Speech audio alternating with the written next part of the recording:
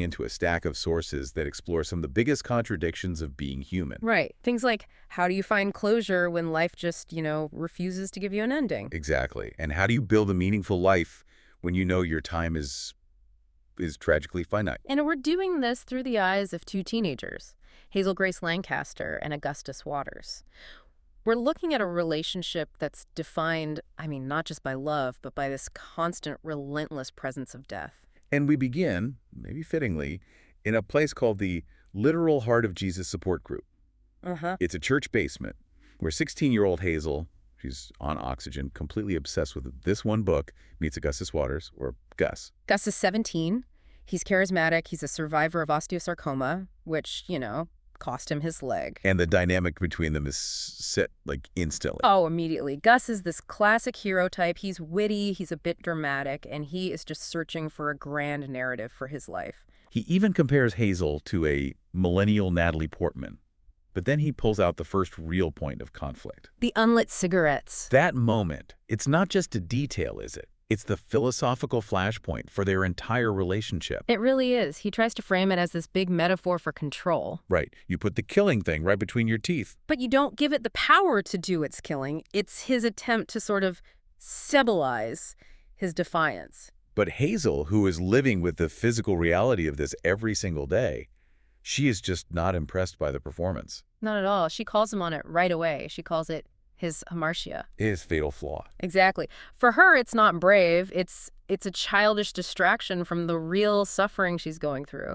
She knows what it feels like to not be able to breathe. So her rejection of that metaphor is kind of the first sign of her intellectual strength.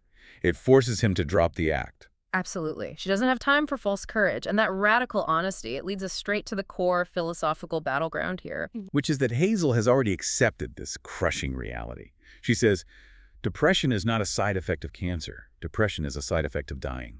And her fear isn't just about her own death. No.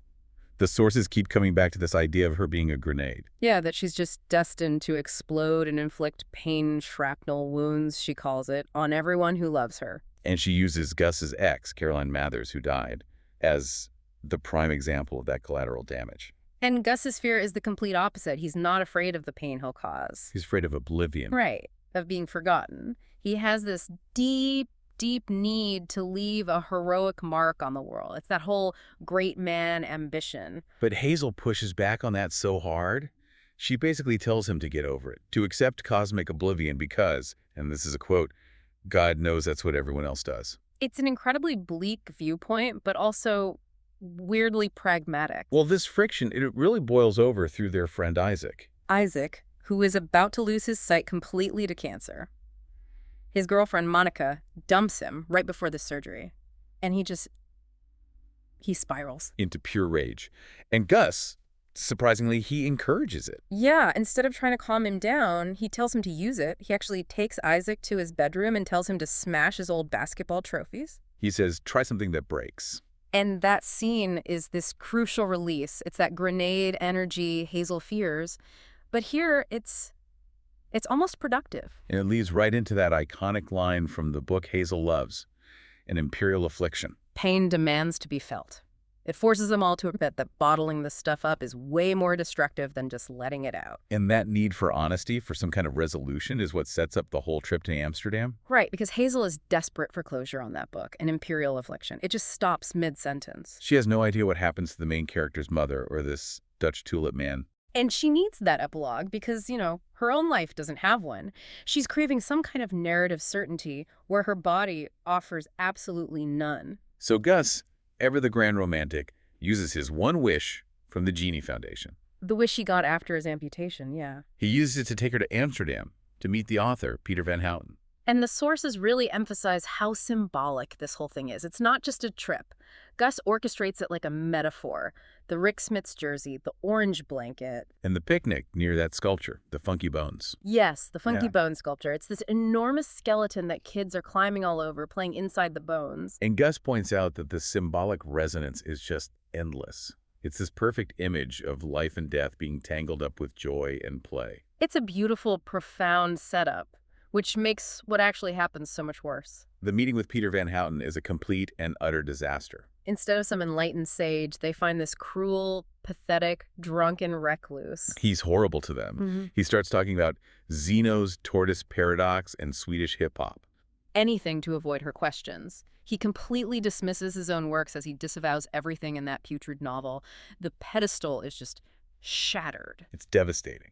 But then we find out there's a tragic reason for his cruelty. He eventually reveals that his daughter, who was the model for the book's hero, Anna, she died of leukemia when she was 8. And that's when he says that crushing line to Hazel. Grief does not change you, Hazel. It reveals you. He's basically arguing that suffering doesn't make you a better person.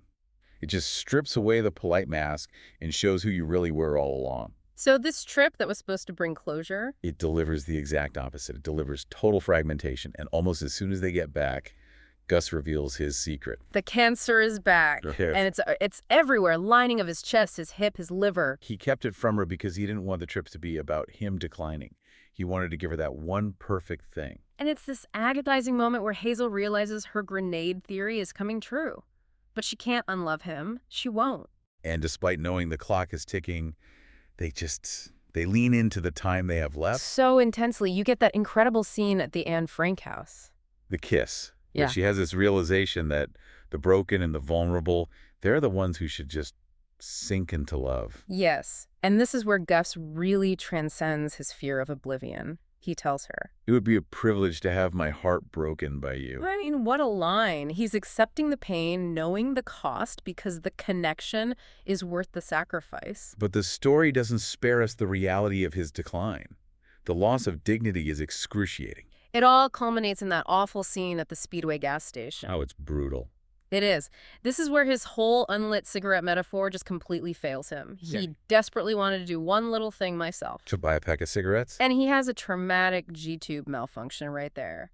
He has to call Hazel, totally humiliated. It strips away that last shred of the hero he wanted to be. It makes it so clear that the ultimate pain isn't just physical. It's the loss of autonomy, of your own self-image. Right. So the end of his life becomes this profound search for what it all meant. He holds a pre-funeral. The last good day, he calls it. To hear his eulogies.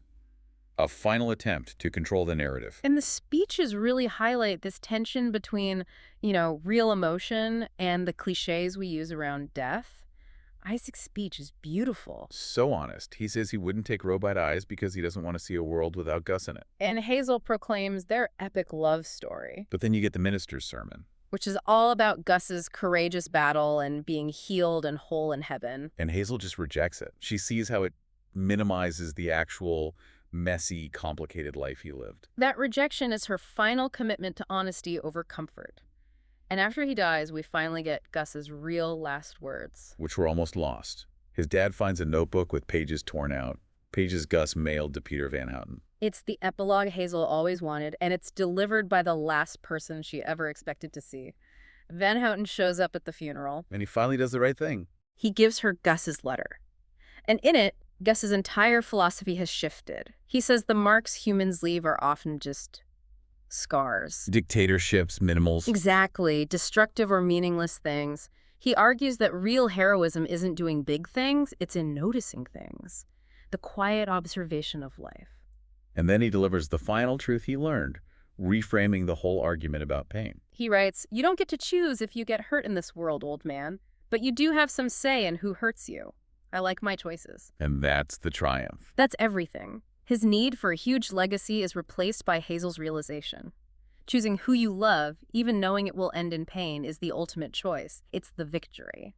So when we look back on this deep dive, the philosophical heart of it all seems to be about trading that quest for a monument for the acceptance of chosen pain. Absolutely. Gus's fear of oblivion is gone because he realizes he created this small, perfect world with Hazel. It goes back to his idea that some infinities are larger than other infinities. Yeah. Their time was short, a tiny slice of forever. But the depth of their connection meant they found a brief but still infinite forever within it. And finally, let's just touch on Hazel's mother. She decides to go back to school to get a master's in social work. Right. And she tells Hazel, "As long as either of us is alive, I will be your mother. Even when you die, I will still be your mom." It's this assertion of a purpose that survives loss. So that provides a powerful final thought for you, the listener. After facing irreplaceable loss, what new purpose, what knowledge that you could only discover through that sadness can become the new foundation for the rest of your life?